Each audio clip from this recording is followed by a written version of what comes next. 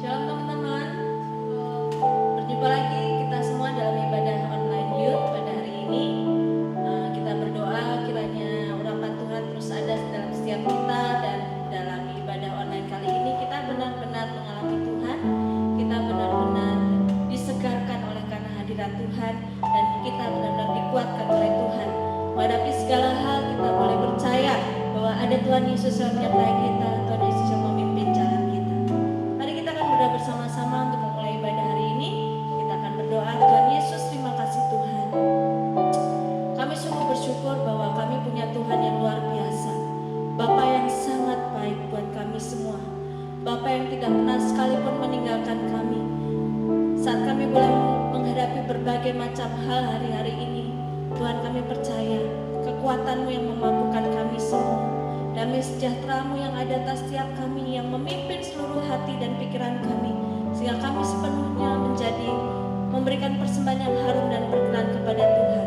Terima kasih Tuhan, berkati Tuhan ibadah kami hari ini. Kiranya ibadah ini bisa berlangsung dengan sukacita, dan kami semua dipimpin oleh damai sejahtera Tuhan. Kami disegarkan dan dipuaskan oleh hadirat-Mu. Terima kasih Tuhan Yesus.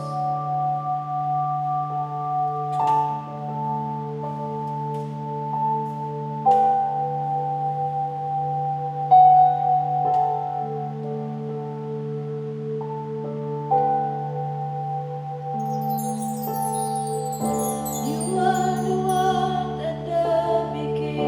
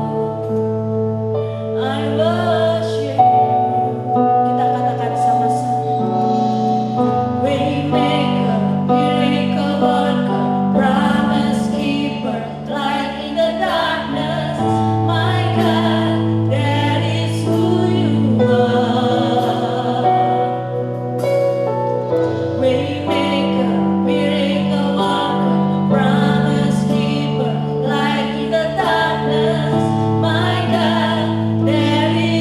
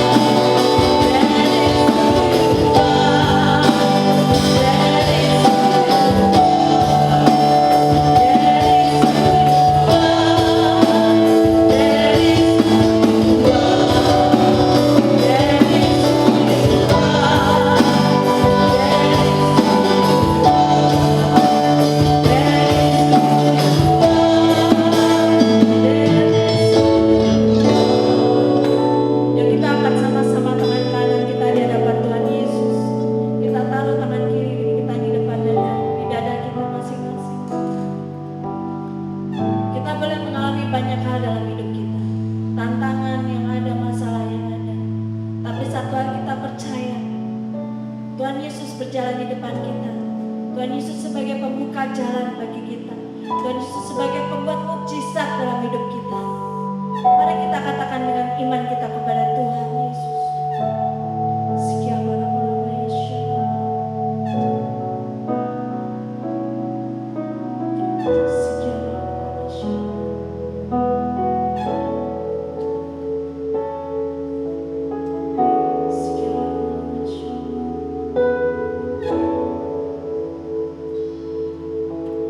Basuh aku di dalam darah-Mu.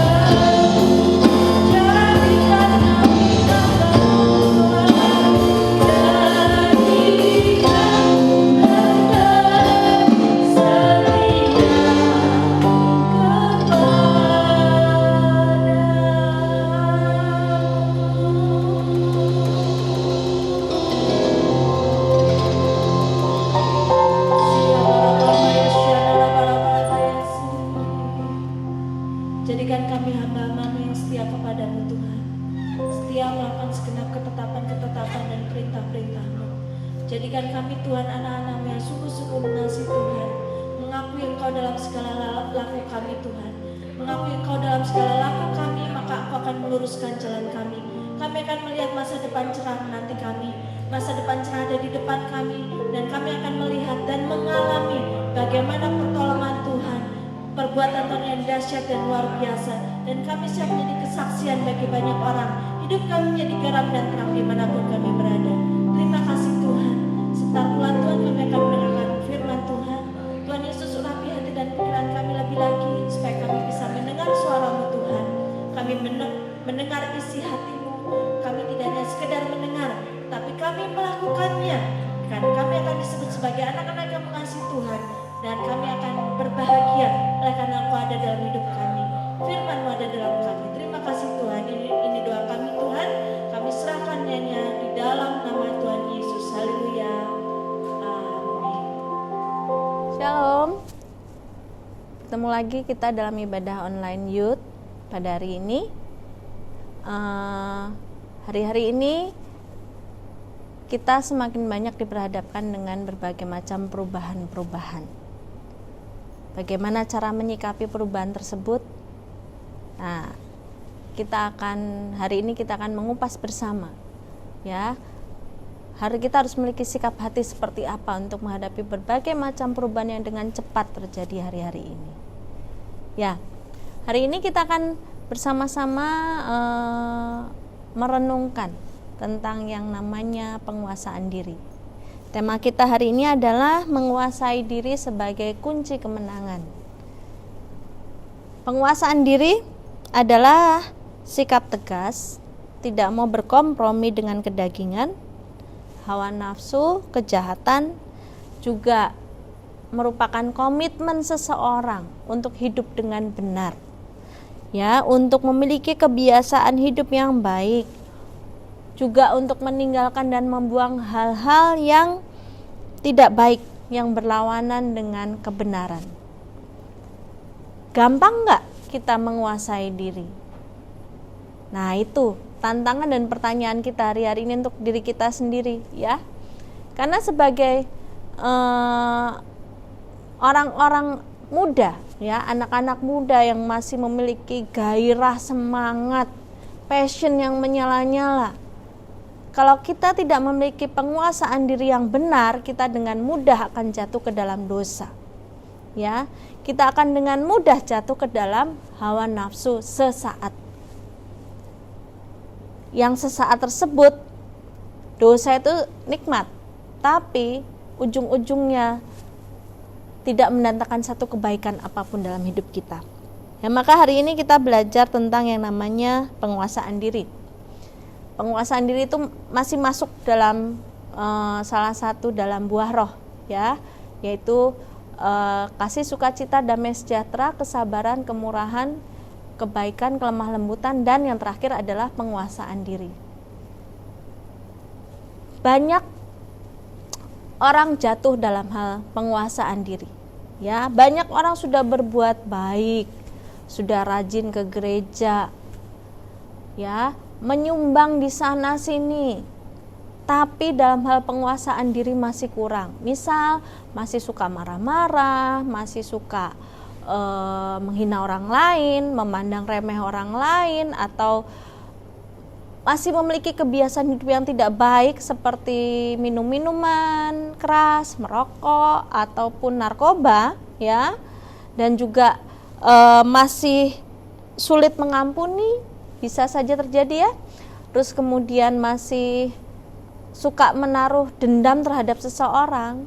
Nah, akhirnya karena penguasaan diri tidak memiliki penguasaan diri yang benar, merusak semuanya. Merusak setiap perbuatan baik yang sudah dilakukan, merusak setiap kebaikan yang sudah dilakukan. Ya, dalam Amsal 25 ayat 28 dikatakan, orang yang tidak dapat mengendalikan diri adalah seperti kota yang roboh temboknya. Sekali lagi, ya, orang yang tak dapat mengendalikan diri adalah seperti kota yang roboh temboknya. Pengendalian diri atau penguasaan diri adalah seperti tembok yang mengelilingi hidup kita. Ya, kayak tadi di Amsal 25:28 dikatakan seperti tembok yang mengelilingi sebuah kota. Perlindungannya adalah tembok. Kalau tembok itu runtuh, segala bahaya langsung masuk ke dalam kota tersebut, mengancam keselamatan kota tersebut. Nah, saat penguasaan diri kita kurang, atau bahkan tidak ada sama sekali, kita tidak bisa menguasai diri, hidup kita akan menjadi hancur karena perlindungan itu sudah hancur. Hidup kita menjadi hancur, tidak terarah, dan akhirnya apa? Segala macam kejahatan, dosa, ya, dapat dengan mudahnya masuk dan merusak hidup kita sendiri. Nggak hanya hidup kita, juga merusak hidup orang lain, orang-orang di sekeliling kita. Seruan untuk kita menguasai diri juga ditujukan bukan hanya untuk orang-orang yang sudah dewasa ya, untuk anak-anak muda. Seruan ini juga ditujukan buat kita semua. Di Titus 2 ayat 6-7 dikatakan bahwa demikian juga orang-orang muda, nasihatilah mereka supaya mereka menguasai diri dalam segala hal. Sekali lagi ya, demikian juga orang-orang muda, nasihatilah mereka supaya mereka menguasai diri dalam segala hal. Ya, dan jadikanlah dirimu sendiri suatu teladan dalam berbuat baik.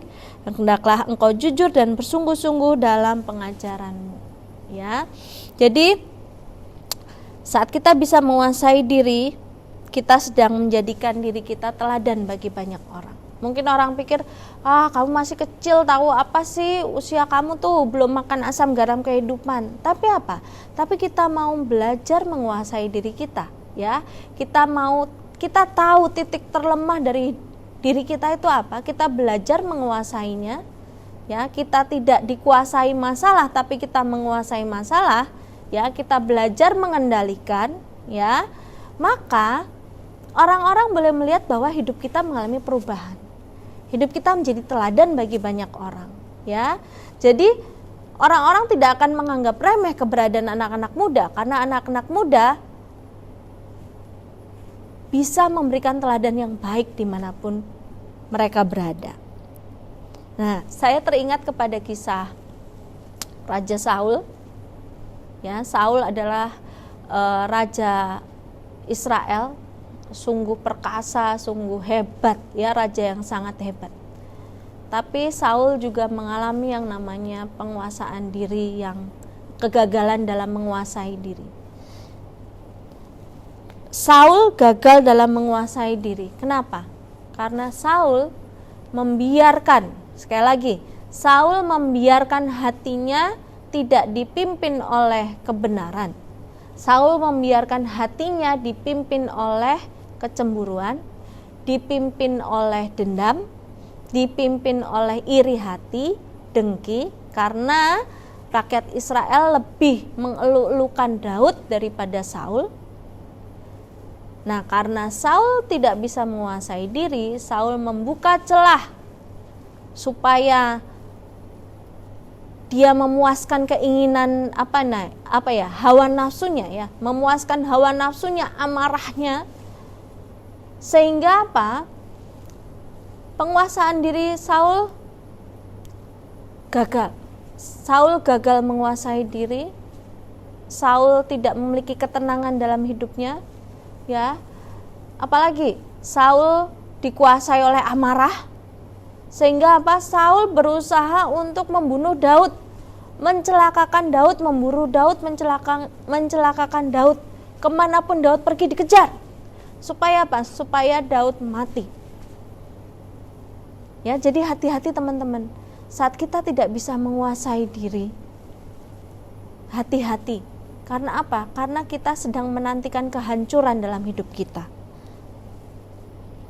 Dikatakan juga bahwa Tuhan tidak menyukai apa yang dilakukan Saul.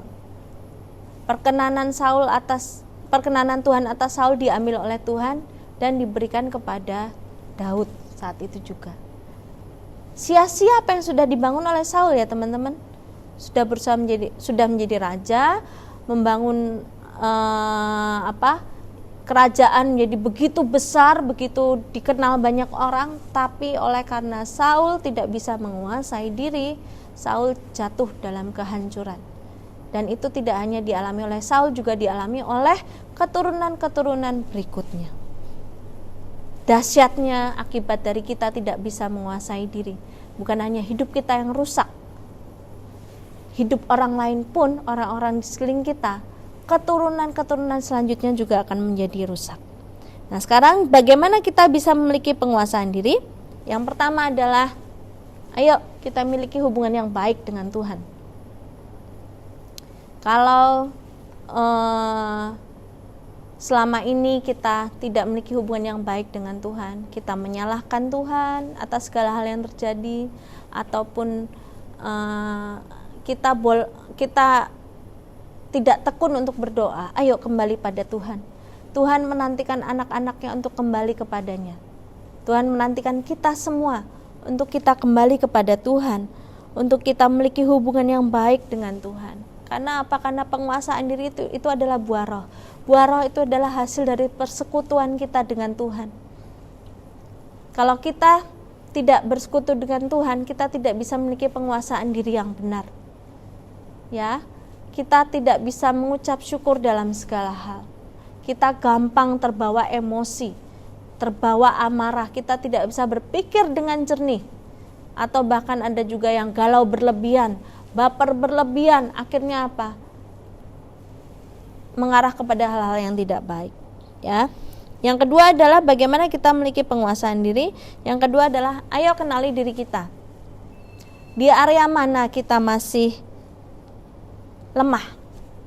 Ada yang masih lemah di area emosi, amarah. Ada yang lemah di area hawa nafsu. Ada yang lemah di area apa lagi ya?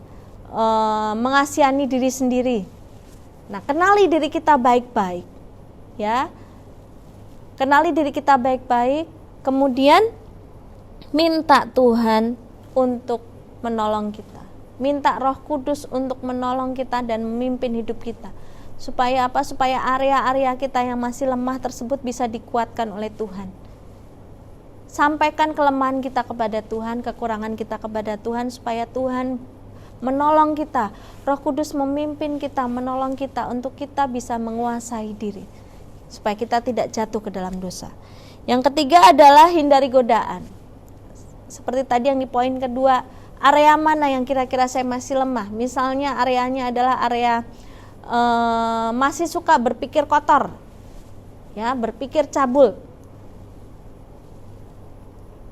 Mana yang harus cara menghindarinya seperti apa? HP-nya dibersihkan dari video-video yang tidak benar, ya. YouTube-nya, kalau bisa menonton YouTube-nya dibersihkan dari hal-hal yang tidak benar. Kemudian juga minta pertolongan Tuhan dan pertolongan Roh Kudus supaya bisa lepas, ya, dari keterikatan tersebut. Kalau areanya adalah area dalam kebiasaan buruk, seperti misalnya merokok atau minum minuman keras, misal, hindari teman-teman yang berpotensi untuk kita mengalami hal tersebut, ya. Dan benar-benar apa ya? Benar-benar sudah tidak usah berurusan lagi dengan yang namanya narkoba, minuman keras atau rokok sekalipun, gitu ya. Nah, itu salah satu contohnya aja. Kemudian yang ketiga adalah bagaimana supaya kita memiliki penguasaan diri. Yang keempat adalah memiliki komunitas yang benar. Dalam komunitas yang benar kita akan mendapatkan teman-teman yang akan menguatkan kita, teman-teman yang mendorong kita untuk kita terus hidup dalam kebenaran, untuk kita bisa menguasai diri. Saat kita memiliki teman-teman yang benar, mereka akan menolong kita untuk kita memiliki respon yang benar dalam menghadapi berbagai macam hal. Misal, kita lagi bertengkar dengan orang tua kita. Kalau kita memiliki teman yang benar, dia akan mengarahkan untuk kita, ya, untuk kita datang kepada Tuhan. untuk kita meminta kasih Tuhan, ya, untuk kita mengampuni orang tua kita, untuk kita tidak menjelek-jelekan orang tua kita. Itu. Tapi kalau kita datang kepada komunitas atau teman yang salah, bisa-bisa teman tersebut akan membuat kita semakin membenci orang tua kita, semakin tidak taat kepada orang tua kita, malah semakin berontak kepada orang tua kita. Ya, jadi teman-teman pastikan kita memiliki komunitas yang benar. Kalau dalam Youth New Generation ada komunitas yang namanya Eva, ikutilah Eva tersebut supaya kita bisa sama-sama saling menguatkan, saling menolong, ya, saling mensupport satu sama lain untuk terus hidup dalam kebenaran, untuk bisa menguasai diri. Ya, terakhir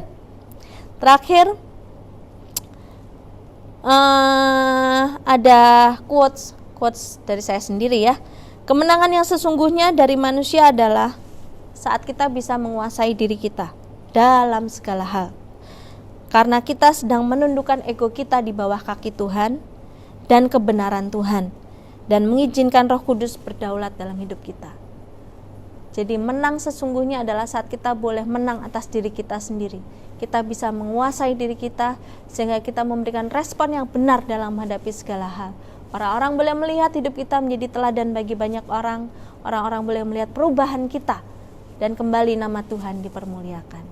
Jadi ayo teman-teman, mari kita miliki penguasaan diri yang benar, ya, yang penguasaan diri yang dari Tuhan.